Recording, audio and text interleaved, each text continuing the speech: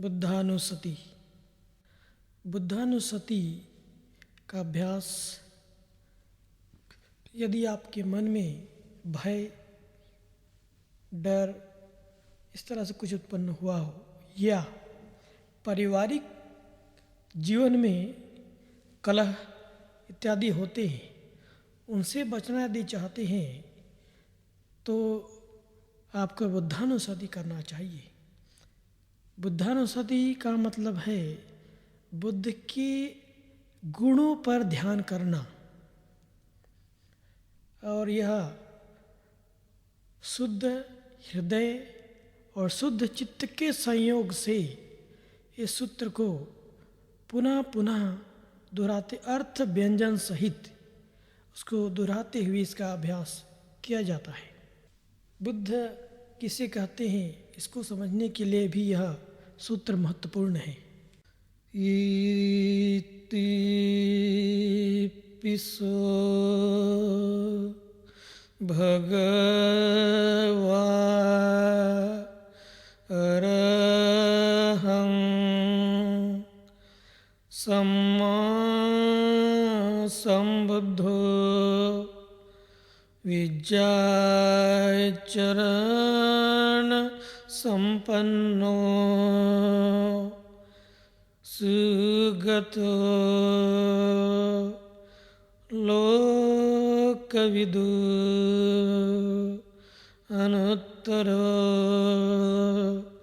पुरीसधम्मसारथि सत्था देव मनुष्याणां बुद्धो भगवाति। वे भगवान अरहत सम्यक संबुद्ध अरहंत हैं, सभी प्रकार के अपने शत्रुओं को नष्ट कर चुके हैं, उनकी कोई भी शत्रु नहीं है, इसी मायने में वे अरहंत हैं। सम्मा संबुद्धो, वे सम्यक संबोधि ज्ञान को स्वयं के बल से, स्वयं की मेहनत से, स्वयं के परिश्रम से संबोधि को प्राप्त कर चुके हैं। संबोधि अर्थात चतुर्थ सत्य का ज्ञान और प्रतीत समुत्पाद का बोध होना संबोधि ज्ञान है। विद्या चरण संपन्नो, वे विद्या और आचरण में परिपूर्ण है, संपन्न है, धनी है। जैसे ही उनकी विद्या है वैसा ही उनका आचरण है। वे जो कुछ भी कहते हैं वैसा ही स्वयं उसका आचरण करते हैं। जैसे ही वे स्वयं आचरण करते हैं वैसा ही वे विद्या दूसरों को सिखाते हैं। इसी मायने वे तथागत अर्थात विद्याचरण संपन्न कहलाते हैं। वे सुगति को प्राप्त हैं, सुगत हैं। सुगतिं आपत्तो सुगतो, सुगतिं गतो सुगतो। सुगति प्राप्त होने के कारण वे सुगत कहलाते हैं, और सुगति आपन्न होने के कारण सुगत कहलाते हैं। उन्हें दुख व्याधि जो चित्त से है वह संभव नहीं है, वह दुर्गति में नहीं जा सकते, इसलिए वह सुगति प्राप्त है।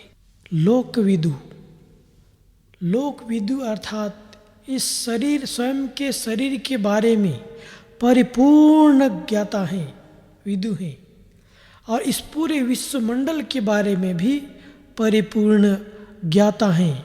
यह शरीर 4 महाभूतों से बना है, पृथ्वी, जल, वायु और अग्नि। इन 4 महाभूतों से यह शरीर बना है।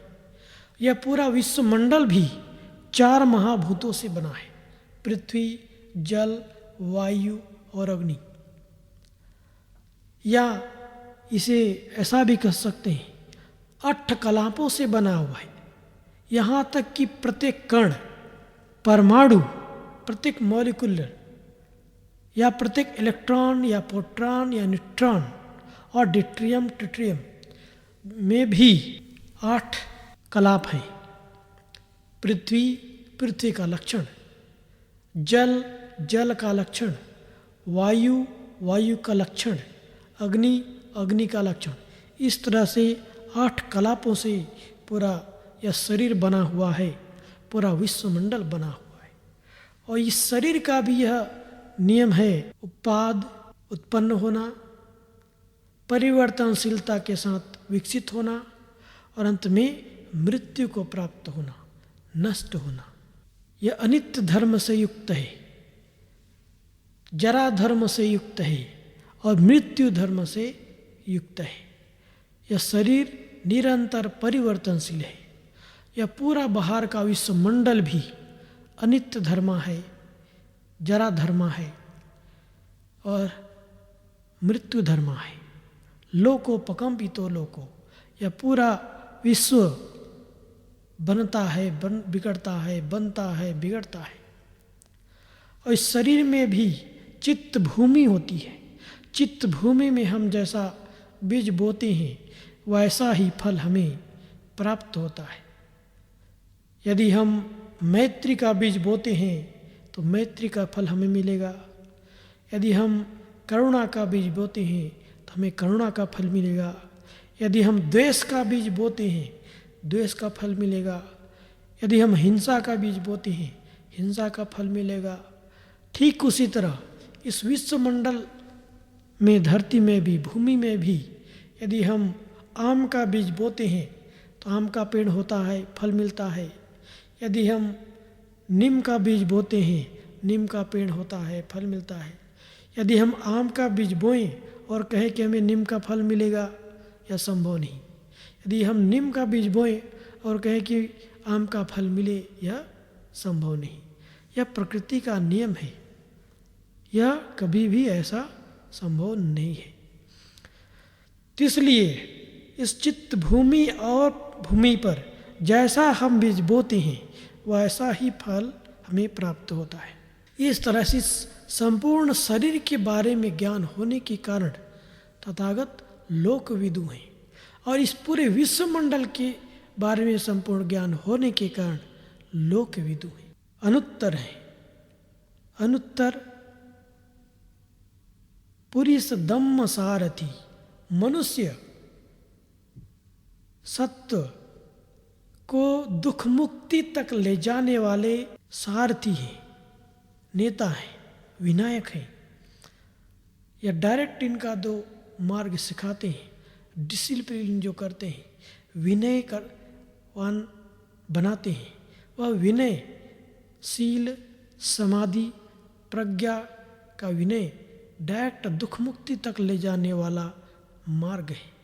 इसलिए मनुष्य के श्रेष्ठ सारथी हैं, दुख मुक्ति तक ले जाने वाले सारथी हैं। सत्था देव मनुष्यानं बुद्धो भगवाती, वे दिव्य सत्व और मनुष्य सत्वों के शास्ता हैं। उन्हें पता है किस व्यक्ति को किस तरह से धम्म सिखाना चाहिए। जैसे यदि हम किसा गौतमी की उदाहरण लें तो किसा गौतमी अपने मरे हुए इकलौते पुत्र को कंधे में लाद कर सारे लोगों से विनती कर रही थी कि मेरे बच्चे को कोई जगा दे, कोई उठा दे, कोई औषध दे दे, मेडिसिन दे दे कि मेरा बच्चा सोया हुआ है, उठ जाएगा। तो किसी ने उसे तथागत बुद्ध के पास जेतवन विहार में भेज दिया। वह वहाँ गई और बुद्ध से प्रार्थना की कि भगवान मेरे पुत्र को कुछ मेडिसिन दे दीजिए ताकि वो उठ जाए। यदि उस समय उसे कोई कह दे कि यह मर चुका है, जीवित तो नहीं हो सकता, तो वह बात समझ में नहीं आने वाली। तब तथागत बुद्ध ने उसे एक युक्ति से समझाया। कहा ठीक है किसा गौतमी, बचा लूँगा, जीवित करूँगा, मेडिसिन दूँगा, लेकिन तुम्हें एक काम करना पड़ेगा। एक मुट्ठी सरसों का दाने तुम लाकर दे दो मुझे। लेकिन वैसा ही जैसे ही सुनते किसा गौतमी दौड़ने लगी लाने के लिए, तो बोले ठहरो थोड़ा सुनो, ऐसे घर से लाना जिस घर में 7 पीढ़ी से कोई मरा ना हो।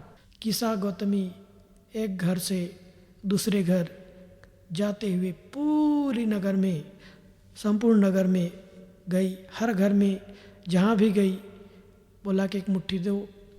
देने लगे तो पूछा आपके यहाँ कोई मरा तो नहीं?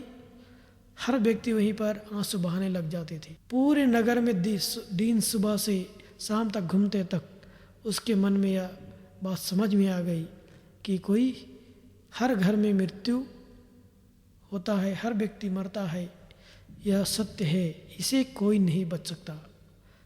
इस ज्ञान जब हुआ तो वह अपने पुत्र को लेकर जाकर दफना दिया और तथागत बुद्ध के पास गए और बुद्ध शासन में प्रवृत्त हो गई।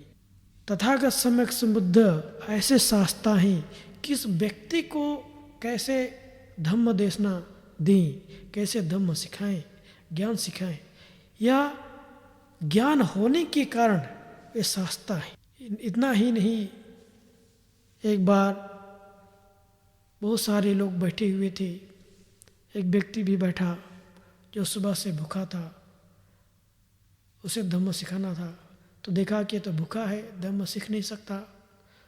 तब उन्होंने भिक्षुओं को कहा कि इन्हें भोजन कराओ, भोजन कराया गया। उसके बाद उन्होंने धम्म देशना दी। इस तरह से हम देखते हैं कई उदाहरणों से, तो यह पता चलता है कि तथागत बुद्ध को पता था कि किस व्यक्ति को कैसे धम्म सिखाना है, या धम्म सिखाने की क्षमता, ज्ञान का होना, वे दिव्य सत्य और मनुष्य सत्यों के शास्त्र इसी मायने में है। बुद्ध भगवाती, और वे बुद्ध थे। बोधितीति बुद्धो, बोधि ज्ञान को साक्षात्कार करने के कारण उसे बुद्ध कहते हैं। या बुद्ध ज्ञान क्या है? 3 तरह का ज्ञान। एक आस्वक्या ज्ञान, पुब्बे निवासानुसति ज्ञान, और परचित्त विजानन ज्ञान। आस्वक्या ज्ञान, अपने सारे आश्रवों को उन्होंने नष्ट कर दिया। आश्रव कैसे? लोभ का आश्रव, द्वेष का आश्रव, अविद्या का आश्रव, इस सारे आश्रवों को, संवजनों को उन्होंने नष्ट कर दिया। इसी मायने में वे जान गए कि मेरे सारे आश्रव नष्ट हो गए, क्षीण हो गए, दोबारा उत्पन्न नहीं होंगे। यह ज्ञान जब उन्हें हुआ तो इसी ज्ञान को आस्वक्य ज्ञान कहते हैं।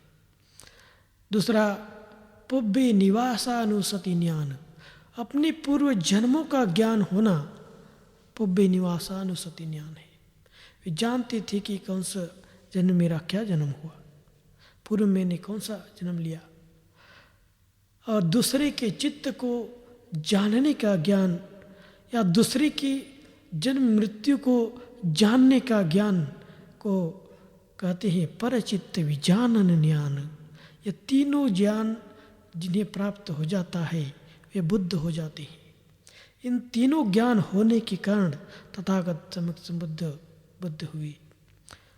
इतना नहीं, बुद्धो भगवाती, वे भगवान हुए। भगवान अर्थात भग्ग रागो भग्ग दोषो भग्ग मोहोति उच्चति भगवा, जिन्होंने अपने अंदर के सारे द्वेषों को, सारे आसक्तियों को, सारे भयों को नष्ट कर दिया हो। भय, द्वेष और आसक्ति, इन तीनों को प्रमुखतः नष्ट कर दिए हों, इसी मायने में वे भगवान हैं। आसक्ति को नष्ट करने के कारण भगवान है, द्वेष को नष्ट करने के कारण भगवान है, अविद्या को नष्ट करने के कारण भगवान है। इतना ही नहीं, वे उनके हाथों में कभी भी आप लाठी या किसी भी प्रकार का शस्त्र नहीं हो सकता। और जो कोई भी व्यक्ति अपने हाथों में शस्त्र लेता है उसका 2 कारण होना चाहिए। एक, यदि आप उदाहरण लें गांव का, तो गांव में मान लीजिए रात के समय आप कहीं जाना है तो आप अपने हाथों में टॉर्च रख लेते हैं ताकि रास्ता दिखाई दे। दूसरा, हाथ में लाठी रख लेते हैं ताकि कुत्ते ना भौंके, कुत्ते ना काटे, इस तरह से। तो शस्त्र रखने वाला व्यक्ति का चित्त में एक तो होता है भय कि मुझे कोई न मारे, तो मैं, यदि कोई मुझे मारता है, कोई हिंसा करता है, तो ये अपनी लाठी से, अपने शस्त्र से मैं अपने आप को बचा सकता हूँ। दूसरा, यदि किसी का हिंसा करना चाहता हो तब उसके साथ में शस्त्र होता है। हिंसा की प्रवृत्ति यदि चित्त में हो तब वह शस्त्र रखता है। इसी दोनों मायने में कोई व्यक्ति अपने हाथों में या तो भय के कारण या फिर हिंसा की प्रवृत्ति होने के कारण वह अपने हाथों में शस्त्र रखता है। ऐसे मायने में उसे भगवान नहीं कहते। शस्त्र रखने से कोई भगवान नहीं हो सकता है, संभव नहीं है। यदि अपने अंदर के सारे भयों को नष्ट कर दी और उनके कोई भी शत्रु न हो, किसी को भी वो शत्रु न मानते हों, सारे उनके मित्र हों, सारे प्राणी को मित्र देखते हों, इसी मायने में बुद्ध जो है भगवान है कि उनके कोई भी शत्रु नहीं है। उन्होंने अब भय से मुक्त हो चुके हैं, द्वेष से मुक्त हो चुके हैं, हिंसा की प्रवृत्ति से मुक्त हो चुके हैं। इसी मायने में बुद्ध भगवान है, अन्यथा नहीं, किसी अन्य मायने में नहीं।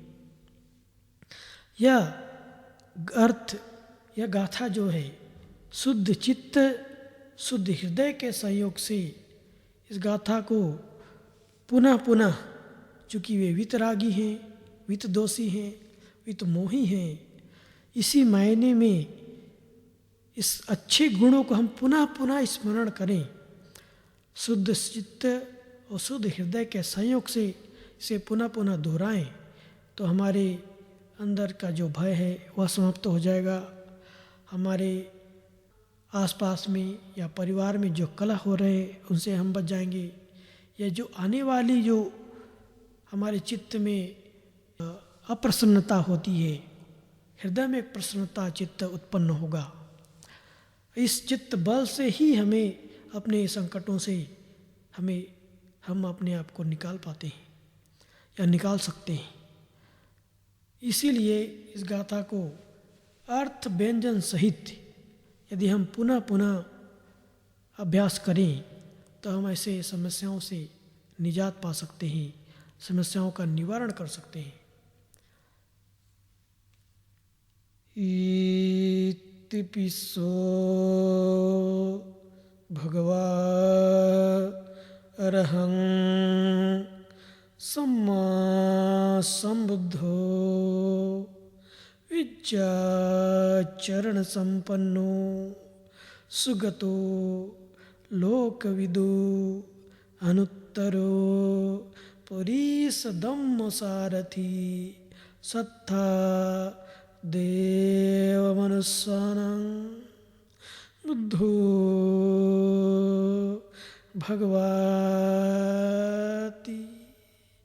वे भगवान अरहंत हैं, वीतरागी हैं, वीत द्वेषी हैं, वीत मोही हैं। वे सम्यक संबोधि ज्ञान को स्वयं के बल से साक्षात्कार कर चुके हैं। वे विद्या और आचरण में परिपूर्ण हैं, सुगति प्राप्त हैं, लोक ज्ञाता हैं, अनुत्तर अतुलनीय मनुष्य को दुख मुक्ति तक ले जाने वाले सारथी हैं, दिव्य सत्व और मनुष्यत्वों के शास्ता हैं। बुद्ध हैं, वे भगवान हैं, उनके कोई भी शत्रु नहीं है। सारे ही प्राणी, सारे सत्व उनके मित्र हैं। ऐसे तथागत सम्यक संबोधि हैं।